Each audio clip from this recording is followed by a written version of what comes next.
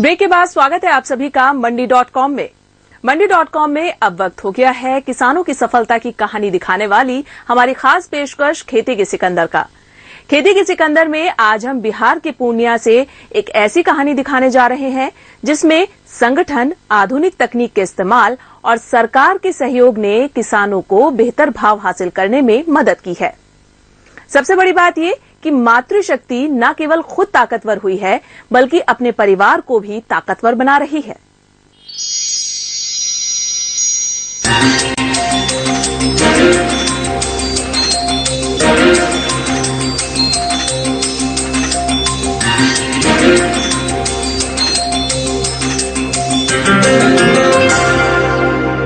खेती से समृद्धि हासिल करने के लिए बड़े खेत और बड़ा निवेश एक पूर्व शर्त की तरह लगते हैं, लेकिन यहाँ पूर्णिया जिले में बिहार सरकार और विश्व बैंक की ओर से चलाई जा रही संयुक्त परियोजना जीविका जिस तरह छोटे और गरीब किसानों के बीच घरेलू तरीकों और तकनीकों का प्रशिक्षण दे रही है, उससे उनकी जिंदगियां तो बदल ही रही है, साथ ही खेती से समृद्धि हासिल करने की पुरानी अवधारणा भी बदल रही है।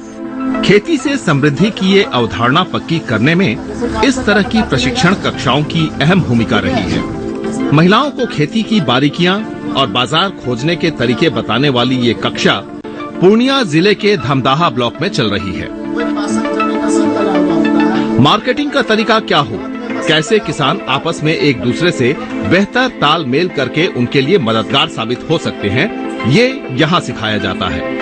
सवाल ये है कि आखिर इतना सब सीखने से इनकी जिंदगी में कितना बदलाव आ जाता है। जवाब सुनिए। 380 कुंटल 50 केजी मकई पर हमको जो ये पैसा खाता पर आया, तो उससे जो हम फिर दूसरा जो बिजनेस किए, बिजनेस करके 3 बीघा SRI से हम जो धान का खेती किए, उससे जो पैसा हमको बेनिफिट हुआ, तो कहीं जो 2 कट्ठा जमीन खरीद लिए, इससे ज्यादा बेनिफिट हुआ सर हमको। अब की बार जो हम मकई लगाए हैं 5 बीघा, तो जरूर है फिर जो है 380 कुंटल दिए हैं, तो 300 जो है फिर जो है 80 की 90 कुंटल दे सकते हैं।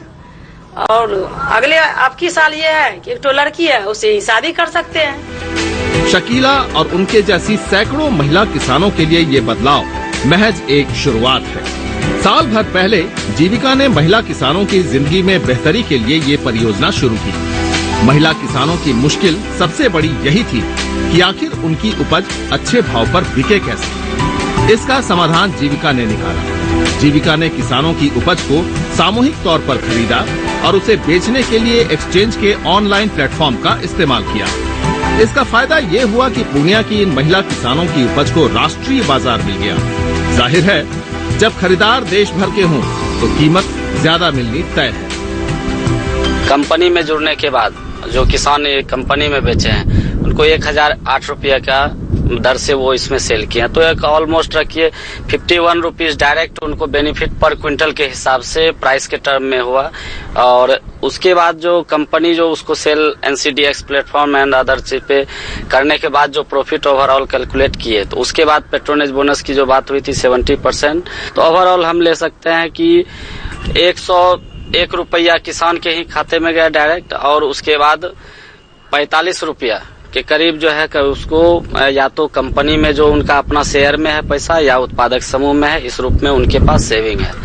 ये उनको उस टर्म में प्रॉफिट हुआ है डायरेक्ट। महिला किसानों का पूरा समूह आरण्यक FPO के तौर पर काम करता है। इसके कुल 1428 सदस्य हैं और इन महिलाओं के FPO का कुल कारोबार बीते सीजन में करीब 1 करोड़ रुपए का रहा है। 1 करोड़ रुपए का ये कारोबार जीविका के पायलट प्रोजेक्ट के पहले साल में ही पूरा हो गया। ये पूरी परियोजना ही बिहार सरकार और विश्व बैंक का साझा प्रयास है और इस सफलता ने बिहार सरकार को इस कदर उत्साहित कर दिया कि चालू सीजन के लिए मक्का खरीद के लक्ष्य को लगभग 10 गुना बढ़ा दिया गया, जिसका आधा केवल पूर्णिया जिले से है। पिछले साल तो हमने करीब 1000 टन ही प्रोक्योर किया था, पर इस साल ऑलरेडी 10,000 टन प्रोक्योर करने की योजना बन चुकी है और उस पर काम चल रहा है। और मकई के अलावा अन्य जिलों में वेजिटेबल है, पल्सेस हैं, पोटैटो है, उन सब पर भी उनको प्रोक्योर करके बल्क करके क्वालिटी ग्रेडिंग करके मार्केट करने के लिए प्रयास जारी है। लक्ष्य बड़ा हो गया है, लेकिन इस लक्ष्य को शुरुआती तौर पर हासिल करने के लिए जीविका ने टेक्नोसर्व इंडिया के साथ मिलकर कई स्तरों पर काम किया है। किसानों को उपज की सफाई करने और नमी के आधार पर उनकी ग्रेडिंग करने जैसी बातें समझाई गई हैं। किसानों को ये मूल मंत्र भी मिला कि बाजार में पहुंचने से पहले उपज की पैकेजिंग इतनी बेहतर होनी चाहिए कि खरीदार खुद ब खुद खींचे चले आए। जाहिर है इतनी समझदारी से किसान को सीधा फायदा मिलना शुरू हो गया। पहले जनरल लोग जो कर रहा था तो उसमें एक कट्ठा में 60 केजी उपज आ रहा था। अभी हम लोग जो बीज उपचार करवा करके बेड बनवा करके 8 से 14 दिन का बिचड़ा लगवा रहे हैं, उसमें अभी 90 से 95 किलो पर कट्ठा उपज आया है। वहाँ पर यही असर पड़ा कि मास्टर मशीन से जो तैयारी किए थे, नापी किए, चेक किए और कंप्यूटर से नापी किए, उसको यही था कि इसमें न बेसी लेते थे न कम होते थे।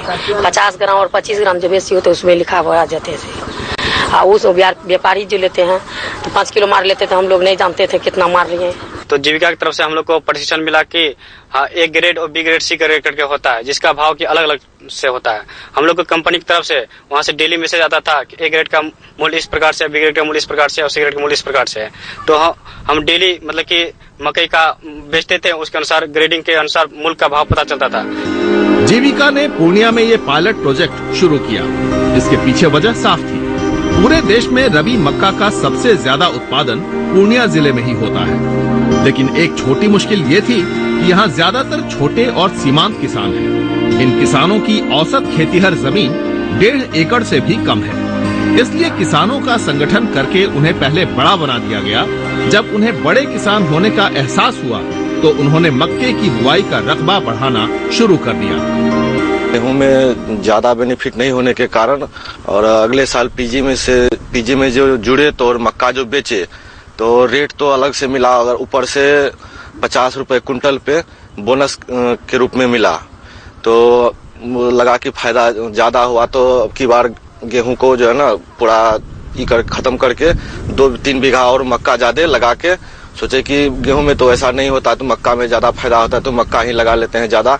और 1 बीघा गेहूं खाने के लिए लगा लिए और 1 बीघा पौधे का प्लांटेशन किए। किसान मेहनत करें और उनकी मेहनत से होने वाली कमाई से उनकी जेब भर जाए। इसके लिए जीविका के निर्देशन में किसानों ने मक्के की हार्वेस्टिंग से लेकर बिक्री तक के चरणों पर ध्यान दिया और इसकी शुरुआत हुई इलेक्ट्रॉनिक तौल से। इलेक्ट्रॉनिक तौल से किसानों की उपज 6% बढ़ गई, क्योंकि लगभग हर किसान का अनुभव है कि पहले की व्यवस्था में लोकल व्यापारी तौल में ही इतने की गड़बड़ी कर जाते थे। ये फर्क आया है कि जैसे हम लोग आम बिचौलिया पहले मकई देते थे तो वो हमारा जो है अगर 1000 रुपया कुंटल है, तो अगर हम 10 कुंटल दिए तो वो जो है 1 कुंटल में 5 किलो अगर ले लेता है तो वो हमको जो अनाप शनाप जो लेता है तो अगर 10 रुपया किलो 50 रुपया गया। जब हम पीजी में जुड़े हैं, इस मशीन कंप्यूटर मशीन से नापते हैं तो इसमें हमारा धरता कुंटल पर 50 किलो बराबर कुछ अनाप शनाप नहीं जाता है। इसमें 50 किलो बड़ा 50 किलो होता है, तो इसमें हमको जो है कोई घाटा लगने का चांस नहीं है। तौल के बाद एक बड़ी समस्या उपज को बाजार तक पहुंचाने की होती थी। छोटे किसान के लिए थोड़ी सी उपज को लेकर मंडी तक जाना मुश्किल, तो दूसरी तरफ पैसों की जरूरत के कारण घर तक आए व्यापारी को औने पौने दाम पर अपनी खून पसीने की कमाई बेचने की मजबूरी भी थी। ऐसे में एफपीओ ने जब किसानों से उपज को सीधे खरीदना शुरू किया तो इसके चमत्कारिक फायदे भी तुरंत देखने को मिले। एक तरफ तो 3-4 दिनों में पैसे मिलना और फिर उपज को ढोकर मंडी पहुंचाने की झंझट से भी बचना। जैसे हम लोग पहले मक्का जो उगाते थे तो हम लोगों के पास रखने का कोई जगह नहीं था। मजबूरन हम लोगों को यहाँ जो लोकल व्यापारी रहते थे उसको बेचना पड़ता था। अब जब हम लोग पीजी के द्वारा जब खरीदारी शुरू किए तो अब सामूहिक से खरीदारी करते हैं और गाड़ी पर लोड करके डायरेक्ट हम लोग गुलाब बाग में गोदाम रहता है कंपनी का, वहाँ रख देते हैं। जब 2-3 महीने के बाद जब रेट बढ़ता है तो फिर वो रेट पर जो है मक्का बिक जाते हैं और जो बेनिफिट होते हैं वो मेंबर तक पहुंच जाते हैं। किसानों को सबसे बड़ा फायदा ये मिल रहा है कि ऑनलाइन बिक्री से हुए फायदे का बड़ा हिस्सा वापस बोनस के रूप में किसानों के खाते में चला जाता है। फसल की कटाई के बाद उसकी बिक्री में जीविका की तकनीकी सहायता करने वाली टेक्नोसर्व इंडिया ने एक और जहां किसानों को कृषि कमोडिटी एक्सचेंज NCDEX के राष्ट्रीय नेटवर्क से जोड़कर एक विशाल बाजार उपलब्ध कराया है, वहीं उन्हें देश भर के खरीदारों की प्रतिस्पर्धा का भरपूर फायदा भी दिलाया है। स्पॉट NCDEX अगर ट्रेड करते हैं तो वहां पर अश्योरिटी ये है कि हमारा माल तुरंत निकल जाएगा गोडाउन से और हमको पैसा तुरंत मिल जाएगा, उससे हम और माल खरीद सकते हैं। दूसरा फायदा हमारा ये है कि फ्यूचर्स मार्केट का जो ऑप्शन देता है हमको NCDEX, तो फ्यूचर मार्केट्स में ये होता है कि हम अगर दूर से बेचना चाहिए, यानी कि 2-3 महीने का अगर ज्यादा ट्रेड करना चाहिए, फॉर एग्जाम्पल अगर 3 महीने बाद हमको बेचना है तो तभी का प्राइस आज के डेट में अगर जो भी डिसाइड हो सकता है तो वो कर देते हैं। उसके बाद अगर ट्रेडिंग करना है उसमें जिस तरीके से फायदा हो जाए वो ट्राई करते हैं।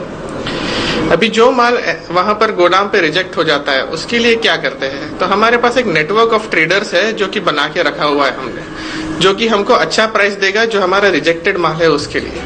आरण्यक FPO की सफलता की ये कहानी कमाल की है, इतनी कमाल की कि बिहार सरकार को इसकी सफलता से काफी उम्मीदें बंध गई हैं। बिहार सरकार ने 2007 में जीविका के जरिए बिहार के गांवों के लोगों का जीवन स्तर बेहतर करने के लिए ये कार्यक्रम चलाया था, जिससे आरण्यक जैसे FPO समूह को सफल होने का रास्ता मिला। पूर्णिया से अनिल वत्स के साथ भुवन भास्कर, मंडी.com। कि गोदाम वाला जो बोला कि अच्छा माल है तो हम अंदर करेंगे और जो खराब माल है उसको अंदर में नहीं लेंगे, ये चीज भी हमको अच्छा लगा।